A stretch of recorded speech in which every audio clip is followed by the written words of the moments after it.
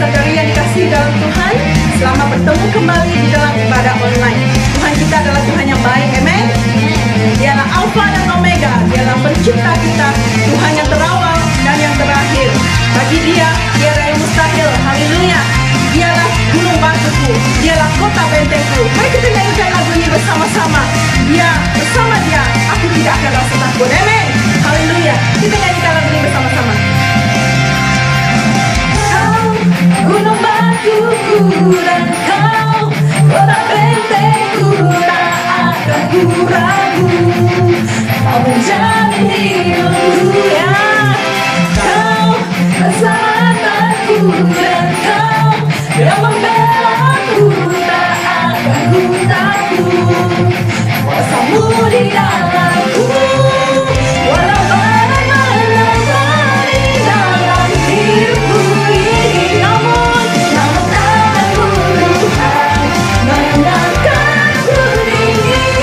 Tuhan yang benar, tak pernah tinggalkan. Dan kuluskan selamanya, janjimu tak berubah. Kau antara Omega, awal dan akhir. Semesta alam memuja Engkau Tuhan yang benar. Haleluya. Biarlah semesta alam memuja Dia. Haleluya. Amin. Mari kita nyanyikan bersama-sama. Dialah gunung batuku, dialah kota bentengku. Haleluya. Puji Dia. Gunung batuku dan kau, kota bentengku, tak akan ku ragu. Kau menjadi hidupku, ya. Kau keselamatanku dan kau yang membelaku, tak akan ku takut. Kuasamu di dalamku, walau badai menerpa di dalam hidupku ini. Namun tanganmu Tuhan mengangkatku tinggi. Kau Tuhan yang benar, tak pernah tinggalkan. Dan kuluskan selamanya, janjimu tak berubah. Kau antara Omega, awal dan akhir. Semesta alam memuja Engkau Tuhan yang benar. Haleluya. Berikan kemuliaan bagi Dia. Dia Tuhan yang layak dipuji, Dia Tuhan yang layak disembah. Haleluya. Amen. Haleluya. Kami mau mencintai Engkau Yesus untuk selama-lamanya. Ku mau cinta Yesus selamanya. Ku mau cinta Yesus selamanya. Meskipun badai silih berganti dalam hidupku, ku tetap cinta Yesus selamanya. Ku mau cinta Yesus selamanya. Ku mau cinta Yesus selamanya. Meskipun badai silih berganti dalam hidupku, ku tetap cinta Yesus selamanya. Ya Aba, Bapa, ini aku anakmu, layakkanlah seluruh hidupku. Ya Aba, Bapa, ini aku anakmu, pakailah sesuai dengan rencanamu. Mari kita nyanyikan sama-sama dari mulanya. Haleluya. Ku mau cinta Yesus selamanya.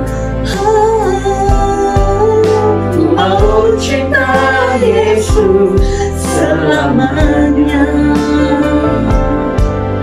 Meskipun badai silih berganti dalam hidupku, ku tetap cinta Yesus selamanya. Yes Lord, ya Allah Bapa, ini aku anakmu, layakkanlah seluruh hidupku. Ya Allah Bapa, ini aku anakmu, pakailah sesuai dengan rencanamu. Come on, katakan sama-sama. Ya Allah Bapa, ini aku anakmu, layakkanlah seluruh hidupku. Ya Bapa, ini aku anakmu, pakailah sesuai dengan rencanamu. Ya Allah Bapa, ini aku anakmu, layakkanlah seluruh hidupku. Ya Allah Bapa, ini aku anakmu, pakailah sesuai dengan rencanamu. Pakailah sesuai dengan rencanamu. Pakailah sesuai dengan rencanamu. Haleluya. Oh Bapa, kami serahkan hidup kami, ini kami Tuhan. Oh.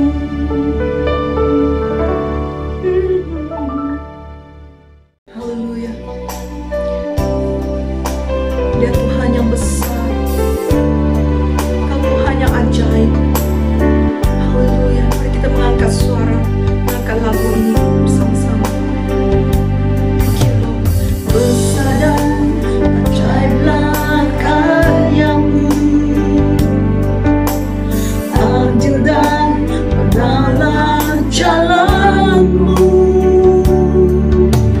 Raja segala bangsa yang maha kuasa, mulia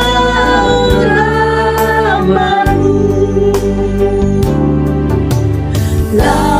Layaklah segala bangsa sujud kepadamu.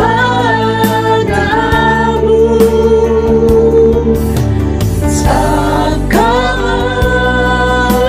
yang kudus, layak disembah. Dari mulanya nyanyikan sama-sama. Besar dan ajaiblah karyamu, Engkau adil dan benarlah jalanmu. Raja segala bangsa yang maha kuasa, mulia namamu. Katakan layaklah, layaklah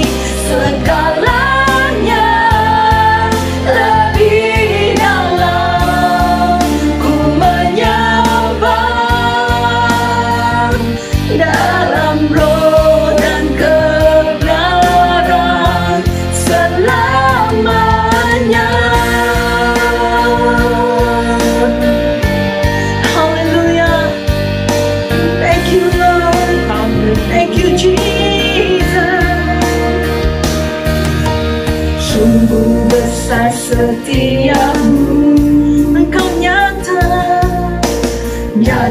di sepanjang hidupku. Darahmu telah layakkan kehidupanku.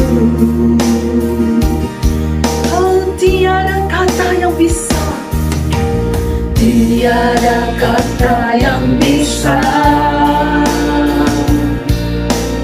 lukiskan indahnya Kau Tuhan. Bagimu segala pujian dan kemuliaan. Kami tinggikan nama-Mu Tuhan, tinggikan Engkau Tuhan, melebihi segalanya. Lebih dalam ku menyembah, dalam roh dan kebenaran selamanya. Ku tinggikan Engkau Tuhan, melebihi segalanya.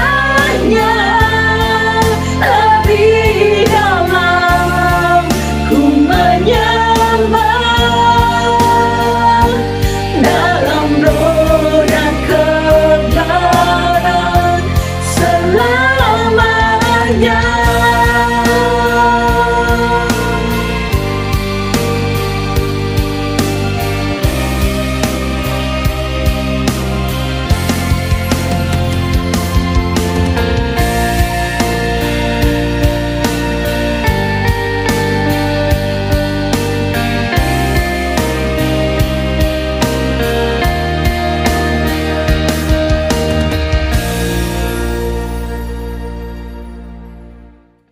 Shalom dan selamat pagi, sebab kita boleh bertemu kembali dalam rumah Tuhan. Dan saya percaya dalam ibadah online ini saudara akan diberkati, dan sudah pasti sebab Tuhan kita yang kita sembah itu adalah Tuhan yang hidup dan Tuhan yang luar biasa. Saya percaya pada minggu kemarin kamu telah diberkati, dan saya juga percaya hari ini saat kamu sedang mendengar firman Tuhan, saat kamu tadi menyembah Tuhan, saya percaya kata Alkitab, bila kita memuji menyembah Tuhan, Dia bersemayam atas puji-pujian umatnya. Haleluya. Dan saya yakin pada saat ini, di mana kamu berada pada rumah masing-masing, Roh Tuhan sudah pun mulai bekerja untuk menjamah hidupan saudara, untuk memberkati saudara, dan melalui firman Tuhan saudara akan diperkuatkan dan diurapi. Haleluya. Terpujilah nama Tuhan. Coba kita lihat pada firman Tuhan pada pagi hari ini daripada kitab Amsal 9 ayat yang ke-10. Permulaan hikmat adalah takut akan Tuhan, dan mengenal yang maha kudus adalah pengertian.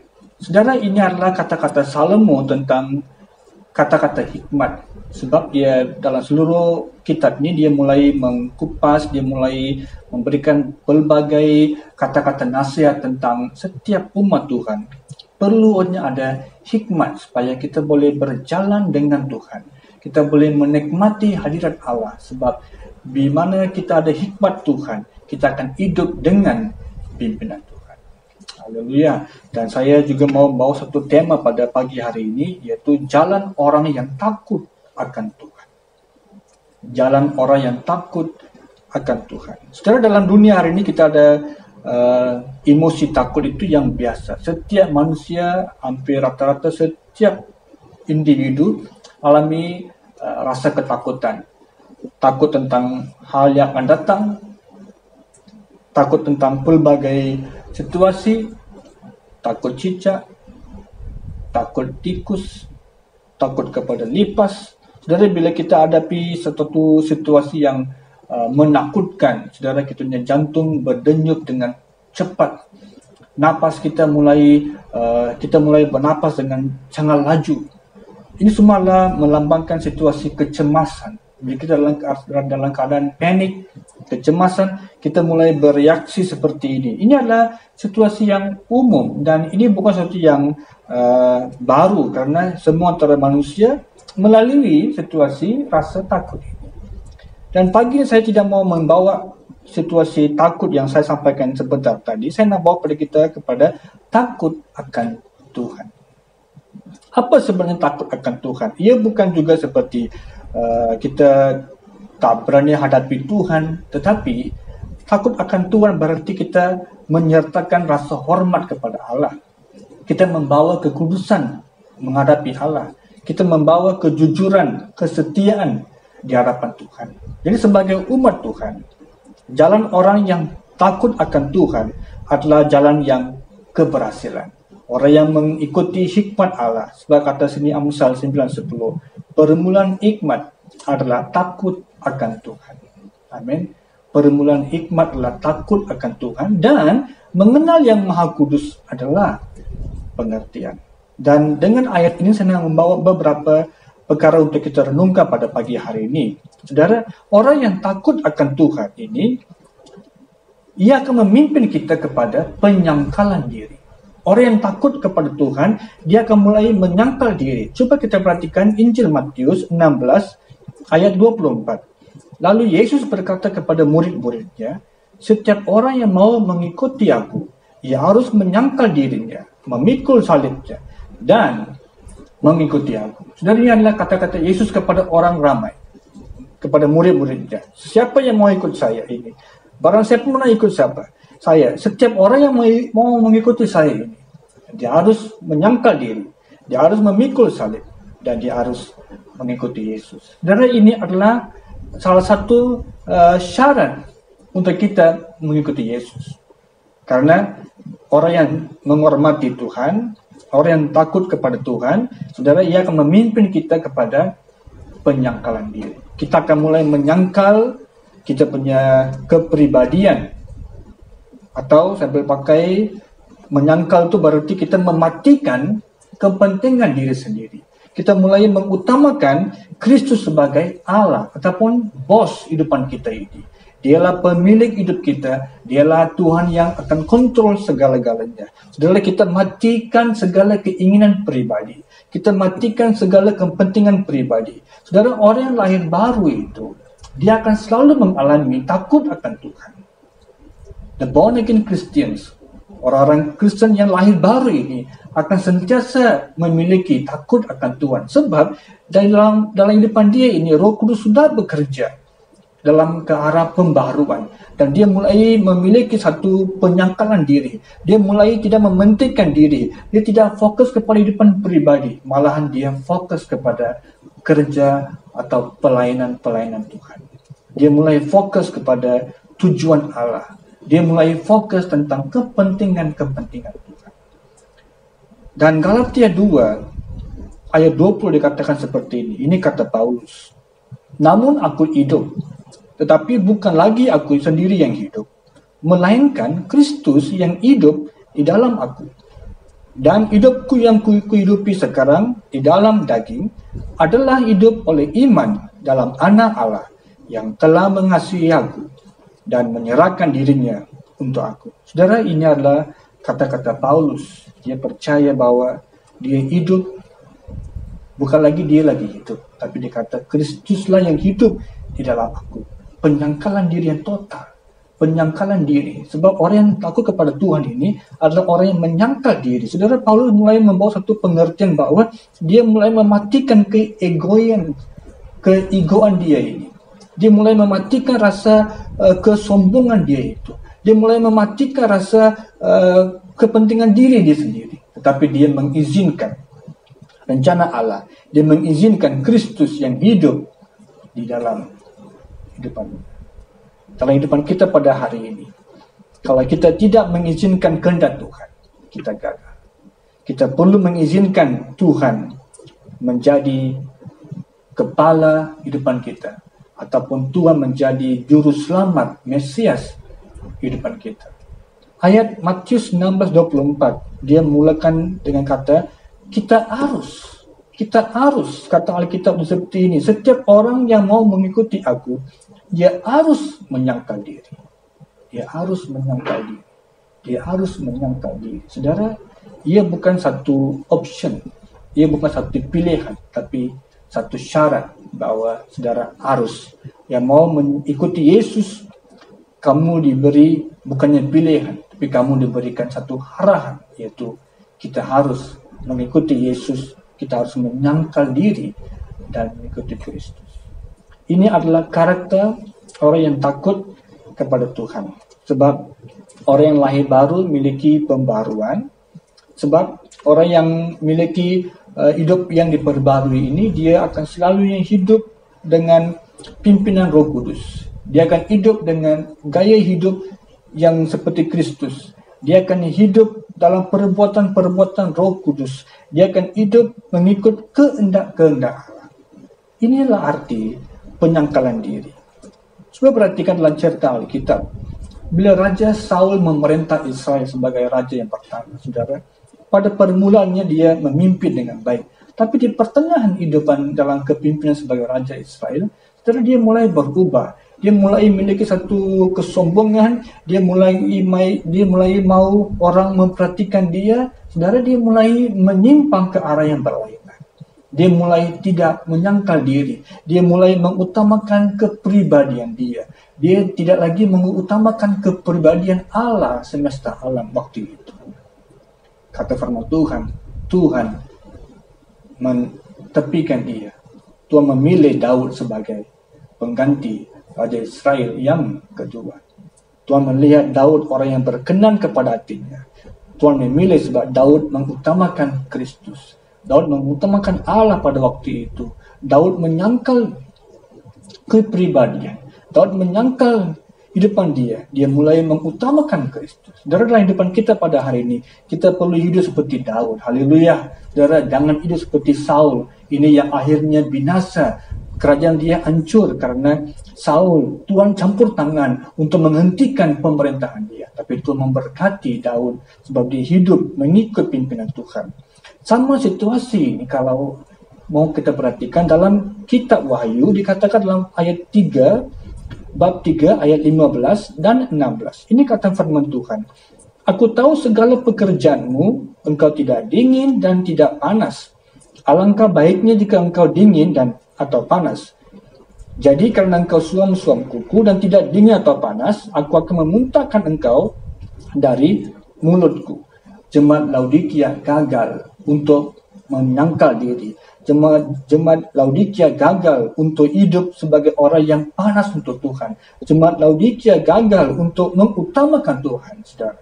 Mereka sibuk tetapi mereka menjadi suam-suam kuku, di mana Tuhan tidak mau generasi seperti ini. Inilah kondisi orang yang tidak menyangkal diri. Inilah kondisi orang yang tidak utamakan Allah. Tetapi proses penyangkalan ini adalah proses menjadikan kita murid-murid Kristus. Karena murid Yesus inilah yang akan bertahan. Sebab proses ini akan menolong kita untuk berjuang ke arah kekudusan. Berjuang untuk mengejar matlamat Tuhan dalam kehidupan kita ini. Jadi sebagai umat Tuhan, kita harus belajar pertama-tama untuk menyangkal diri. Sebab orang yang takut kepada Tuhan, ia akan memimpin kita ke arah penyangkalan diri. Haleluya. Saya ingin mendorong kita supaya bila kita mulai menyangkal diri, saudara, ia akan memiliki satu komitmen yang lebih tinggi. Higher level of commitment. Kita mulai meletakkan satu komitmen lebih tinggi untuk melayani Tuhan, untuk menjadi murid Kristus. Bukan sekadar itu, kita mulai memakai jubah kebenaran. Kita hidup dalam kebenaran. Kita mau supaya Kristus selalu ditonjolkan melalui kehidupan kita. Kita mau Kristus selalu diutamakan melalui kita. Kita pikir tentang Kristus. Kita hidup untuk Kristus dan kita mati untuk Kristus. Inilah karakter yang pertama. Orang yang takut kepada Tuhan, yaitu dia menyangkal diri. Yang kedua, coba kita lihat, orang yang takut kepada Tuhan, ia akan memimpin mereka untuk menjauhi dosa. Mari kita lihat Mazmur 119 ayat 11. Dalam hatiku aku menyimpan janjimu, supaya aku jangan berdosa terhadap engkau. Pemazmur menuliskan bahwa dalam hati saya aku menyimpan seluruh janji Tuhan, seluruh firman Tuhan, supaya saya jangan berdosa terhadap Tuhan. Saudara, ia melibatkan hati kita ini. Hati kita memainkan peran yang penting. Makanya sini kata pemazmur, dalam hati saya menyimpan janji-janji Tuhan, supaya saya tidak berdosa kepada Tuhan. Kita mulakan kehidupan kita dengan firman Tuhan. Haleluya. Saudara, biarlah kita ambil waktu dalam kehidupan kita ini supaya merenungkan firman Tuhan. Sebab firman Tuhan inilah kompas kehidupan kita. Dialah panduan kehidupan saudara dan saya. Kemana kita harus pergi, apa harus kita lakukan, apa yang harus kemana kita harus tujui. Firman Tuhan akan membimbing kita. Utamakan firman Tuhan, biarlah menjadi satu kompas kehidupan kita ini. Jadi kata sini pemazmur, dia mulai mengutamakan firman Tuhan, sebab bagi dia dipercaya tanpa firman Tuhan dia tidak boleh hidup. Sebab firman Tuhan inilah yang memimpin kita ke arah kesuksesan. Tetapi dalam Kejadian 3 mengatakan dosa mulai masuk ke dalam dunia yang telah mengalahkan Adam dan Hawa. Dan dosa itu mulai menjalar sampai pada hari ini. Dan dosa yang sama itu telah menghancurkan masa depan yang Tuhan sediakan bagi setiap antara kita hari ini. Dosa ini telah menghancurkan masa depan yang Tuhan sediakan bagi kita. Tetapi ini bukan masalah ataupun salah Tuhan. Tapi ini adalah salah kita karena kita mencari, kita mau menikmati, kita mau memakan jerat dosa itu. Jadi ia kembali kepada kesalahan diri sendiri. Kita yang melangkah untuk mencari kesenangan hidup. Kita yang melangkah untuk menikmati kesenangan hidup. Kita yang melangkah untuk memakan segala kesenangan hidup. Jadi ini adalah proses hati kita. Kata firman Tuhan, di mana hartamu, di situlah hatimu, kata Yesus. Amen. Saudara, di mana hati kita pada pagi hari ini? Apakah bersama dengan Yesus? Jadi kembali kepada firman Tuhan, orang yang takut kepada Tuhan akan selalu berjalan bersama dengan Tuhan. Haleluya. Dia akan hidup untuk menjauhi dosa. Dia akan cuba hidup supaya dia tidak akan lagi mencemarkan nama Tuhan melalui kehidupan dia. Lihat bersama Roma 6 ayat 12 dan 13. Sebab itu hendaklah dosa jangan berkuasa lagi dalam tubuhmu yang fana, supaya kamu jangan lagi menuruti keinginannya. Dan janganlah kamu menyerahkan anggota-anggota tubuhmu kepada dosa untuk dipakai sebagai senjata kelaliman, tetapi serahkan hidupmu kepada Allah sebagai orang-orang yang dahulu mati, tetapi sekarang hidup. Dan serahkanlah anggota-anggota tubuhmu kepada Allah untuk menjadi senjata kebenaran. Jadi kata Paulus di sini adalah jangan kita menuruti keinginan daging, keinginan hati kita ini. Janganlah kita menyerahkan anggota tubuh kita kepada kelaliman atau kejahatan, tetapi serahkan hidupan kita kepada Tuhan sebagai alat kebenaran. Haleluya. Saudara, jauhi dosa. Oh, kita ada pelbagai godaan pada hari ini. Dosa dunia. Kita ada pelbagai godaan pada hari ini. Godaan daripada wanita, godaan daripada lelaki, godaan wang, dan pelbagai godaan kita miliki pada hari ini. Orang yang takut kepada Tuhan, dia akan belajar untuk utamakan Tuhan. Dia akan belajar untuk menjauhi dosa. Sebab dia percaya dengan menjauhi dosa, dia dapat hidup menyenangkan Allah. Orang yang sakit, apa yang diperlukan adalah ubat. Dan setelah dimakan ubat, dia alami satu proses penyembuhan. Lepas dia sembuh, dia mulai pergi bersenam atau berolahraga. Jadi soalnya adalah, kenapa orang ini boleh bersenam ataupun pergi bermain bola sepak? Jawabannya jelas, sebab ubat. Ubat yang telah menolong dia untuk alami satu pemulihan, sembuh, dan dia mulai, lepas dia sembuh sempurna, dia mulai masuk ke perlawanan bola sepak untuk meneruskan aktivitas sehari-harian. Saudara, sama seperti itu. Orang yang berdosa, setelah beriman, setelah percaya kepada Yesus, setelah dia bertobat, dia diselamatkan. Lalu dia berbuat baik.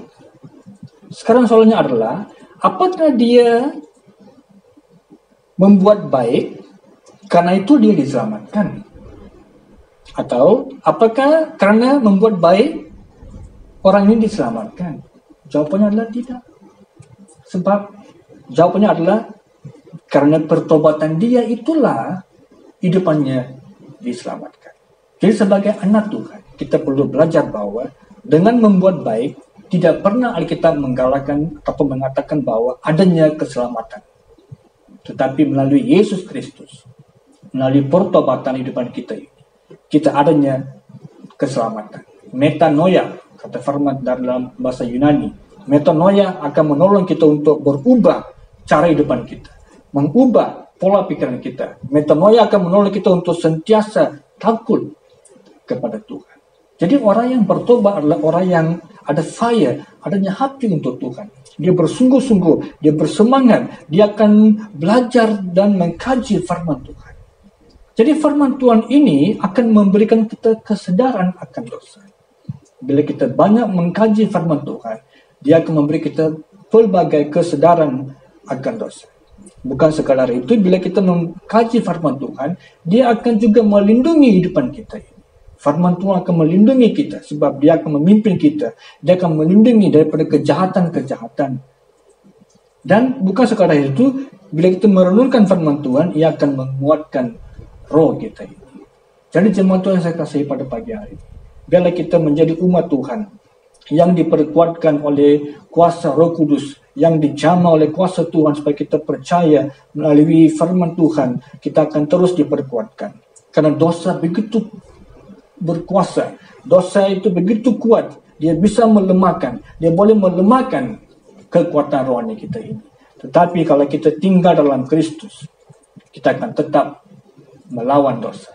Kita boleh melawan dosa karena Kristus ataupun Roh Kudus tinggal dalam hidupan kita ini, memberi kita kekuatan untuk menentang segala pekerjaan-pekerjaan roh-roh jahat. Ingat cerita Simpson.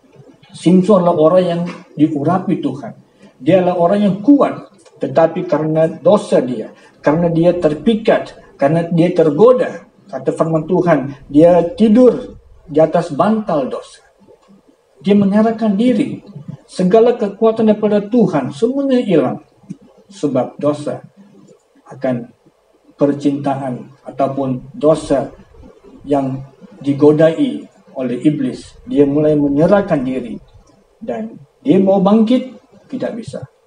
Sebab dia sudah mulai mengutamakan keinginan-keinginan pribadi. Jemaat Tuhan yang saya kasih pada pagi hari, biarlah kita mulai hidup dengan takut kepada Tuhan. Sebab takut kepada Tuhan akan menolong kita untuk mematikan keinginan-keinginan hidupan kita ini. Kita mulai akan mengutamakan hal-hal yang Tuhan inginkan. Kalau kita perhatikan dalam surat Efesus 5:15 katakan seperti ini. Karena itu, perhatikanlah dengan saksama bagaimana kamu hidup. Janganlah seperti orang bebal, tetapi seperti orang arif. Dan pergunakanlah waktu yang ada, karena hari-hari ini adalah jahat. Sebab itu janganlah kamu bodoh, tetapi usahakanlah supaya kamu mengerti kehendak Tuhan. Jadi biarlah kita meluangkan waktu untuk pergunakan waktu yang ada, karena hari-hari ini adalah hari yang jahat, kata firman Tuhan. Kata Paulus, hari yang kita sedang lalui ini adalah hari-hari yang jahat.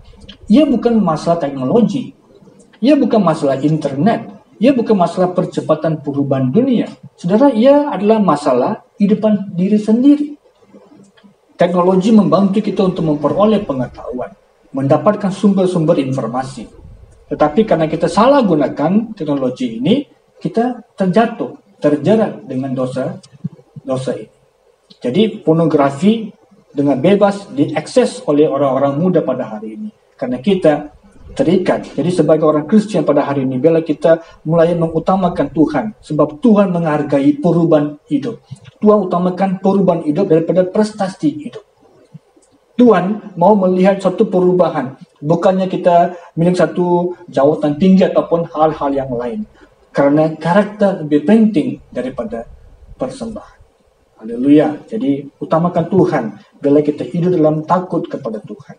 Yang terakhir, takut kepada Tuhan akan memimpin kita kepada memiliki iman yang kuat. Haleluya.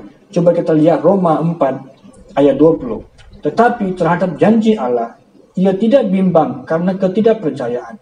Malah ia diperkuat dalam imannya dan ia memuliakan Allah. Saudara, ini adalah situasi di mana Abraham, dia tidak bimbang, dia tidak khawatir, tapi dia pegang kepada janji Allah.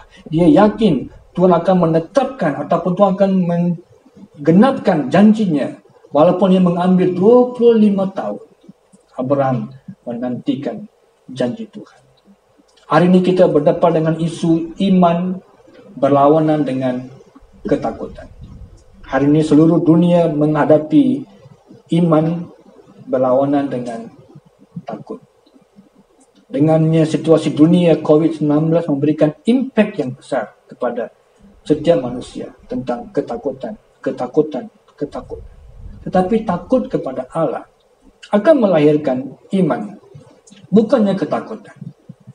Dengan sebarangan, kita percaya bahwa dalam situasi yang berlaku dalam dunia pada hari ini, God is in the control. Dia masih kontrol situasi ini. Tuhan masih mengawal situasi dunia. Amin. Dialah pencipta bumi, dia pencipta hidupan kita ini. Walaupun seperti Tuhan mengizinkan kita melewati lembah-lembah kekelaman, ingatlah Tuhan menyertai kehidupan kita ini. Sebab itu dalam Ibrani 11:6 mengatakan, tetapi tanpa iman tidak mungkin orang berkenan kepada Allah. Sebab barang siapa berpaling kepada Allah, ia harus percaya bahwa Allah ada dan Allah memberi upah kepada orang-orang sungguh-sungguh mencari Dia. Jadi beriman kepada Tuhan. Percayalah dalam situasi yang tidak berpihak kepada kita pada hari-hari ini. Percayalah Tuhan sentiasa berpihak kepada kita semua. Haleluya. Hari ini setiap situasi manusia hari ini, setiap manusia ada pelbagai 1001 masalah. Setiap individu menghadapi, setiap keluarga menghadapi pelbagai keadaan yang berlainan. Ada keluarga yang menginginkan anak. Ada keluarga yang punya banyak anak.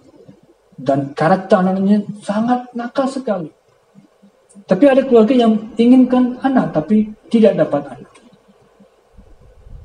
Ada juga istri yang tertekan batin karena suami yang tidak setia.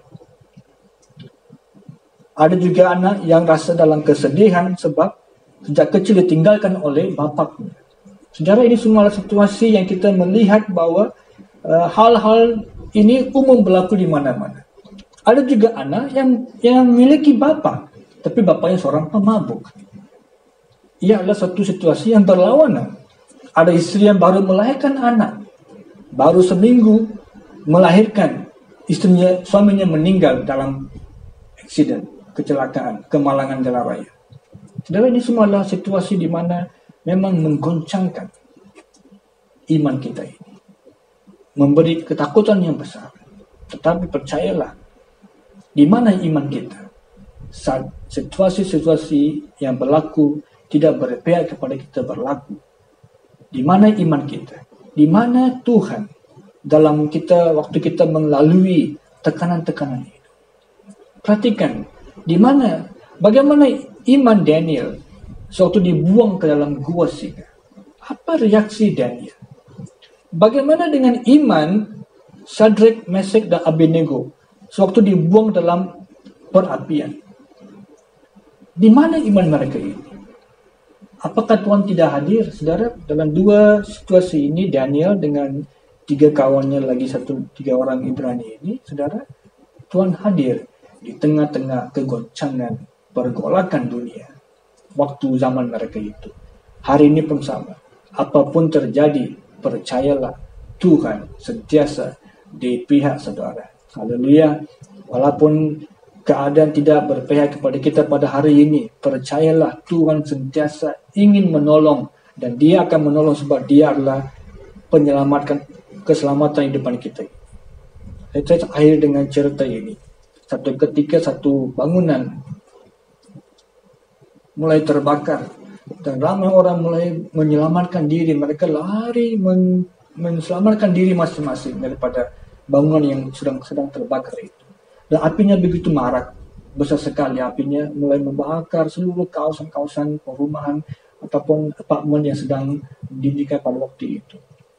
Dan dalam keadaan yang panik, semua orang berlarian. Saudara, pihak bom pun sampai untuk menolong, memadamkan api tersebut. Daripada tingkat yang ke-9 mereka mendengar satu suara ibu yang menjerit meminta tolong. Asap begitu tebal mulai menutupi pemandangan ibu itu dengan pihak bom di bawah. Dalam situasi ini pun kaptennya mulai mengambil mikrofon, mulai bilang kepada ibu itu, kami sudah menyiapkan jaring di bawah ini ibu, lompatlah ke bawah, kami akan sambut ibu dengan jaring kami. Di dalam situasi ini, ibu ini rasa mulai kurang aman, kurang pasti, dan kurang percaya untuk mau terjun ke bawah. Karena dia kurang yakin. Tetapi karena situasi keadaan mulai mengimpit dia, dengan apinya mulai besar, membakar, dengan begitu percaya kepada kalimat kapten itu, lompatlah ke bawah ibu, kami akan menyambut ibu. Kata-kata ini membuatkan ibu ini mulai terjun ke bawah. Dia disambut oleh pihak bom pada waktu itu. Saudara, cerita ini menggambarkan perkara yang sama seperti kita hari ini. Di depan kita pun seperti perempuan ini yang sudah terikat dengan pelbagai keadaan yang menakutkan, mungkin depresi, masalah-masalah keluarga, pribadi, anak, suami, keuangan, kesehatan, sebagainya. Tapi kita perlu ada iman untuk memberanikan kita untuk melompat. Karena Tuhan Yesus merupakan jaring itu yang siap menyambut saudara. Dan kita seperti ibu tadi itu, kita harus berani untuk mengambil tindakan untuk melompat, mengambil tindakan untuk menyerahkan diri kepada Yesus supaya kita akan disambut oleh Tuhan Yesus. Saudara, itulah kasih yang Tuhan telah sediakan untuk kita ini. Dia mengasihi saudara dan mengasihi setiap umat manusia yang lari kepada Tuhan Yesus, dia akan diselamatkan. Jadi takut akan Tuhan ini akan membimbing kita untuk siap hadapi cabaran hidup. Haleluya. Saudara, kita akan mulai memiliki kekuatan rohani untuk siap dijamah Tuhan. Kita akan mulai melangkah dengan berani. Bila bersama dengan Kristus, kita akan membawa kemenangan demi kemenangan. Sebab Yesuslah jawaban bagi seluruh persoalan hidupan saudara. Haleluya. Pagi ini saya mau berdoa supaya Tuhan memberkati hidupan kamu dalam sepanjang minggu ini, dalam hari-hari yang akan datang. Supaya hidupan saudara tidak akan kekurangan. Tapi percayalah, Yesus merupakan jawaban. Dialah jalan, dialah kebenaran, dialah kehidupan untuk kita semua. Jalan orang yang takut kepada Tuhan adalah orang yang menyangkalkan diri. Dialah orang yang menjauhi dosa. Dialah orang yang memiliki iman. Dan dialah orang yang hidupnya berkemenangan, dengan sukses dari hari ke hari. Walaupun melewati lembah-lembah kekelaman, dia tetap aman sebab Tuhan melindungi kehidupan dia. Haleluya. Mari kita berdoa. Bapa, terima kasih buat pagi hari ini. Kami bersyukur buat berkat-Mu Tuhan. Kami sudah mendengar firman Tuhan bahwa kami adalah umat Tuhan yang harus takut kepada Tuhan, menghormati Tuhan, menghormati kekudusan Allah. Biarlah kami Tuhan senantiasa mencari Tuhan. Biarlah kami senantiasa mengutamakan Tuhan. Bapa, saya berdoa untuk setiap jemaat Tuhan yang sedang mendengar khotbah ini, supaya mereka diberkati, mereka dijamah dengan luar biasa. Segala yang masalah yang mereka sedang lalui pada saat ini, Bapa, saya berdoa agar kuasa Roh Kudus-Mu akan menjamah. Dan saya percaya Yesus Kristus yang merupakan jawaban bagi segala persoalan depan kami akan mulai memberkati mereka ini. Apapun keperluan mereka ini Tuhan, mari Roh Kudus Kau berkati, Kau jamah. Setiap langkah-langkah mereka Tuhan Kau tetapkan, supaya mereka akan menemui Kristus, akan menemui damai dalam hidup mereka. Terima kasih Tuhan Yesus. Hamba serahkan segala pujian, segala hormat, segala kemuliaan hanya bagi nama Tuhan Yesus. Terima kasih. Saya berdoa untuk berkat Tuhan, anugerah, urapan Allah mengikuti dari depan setiap jemaat Tuhan di sepanjang minggu ini, di mana juga mereka berada. Biarlah damai Allah memberkati mereka. Terima kasih Tuhan Yesus, semuanya kami telah berdoa dalam nama Tuhan Yesus Kristus. Amin.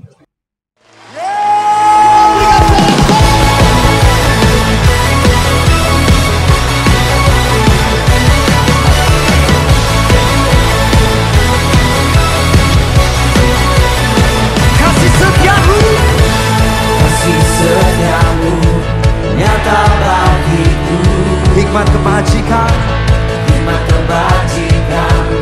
tersedia.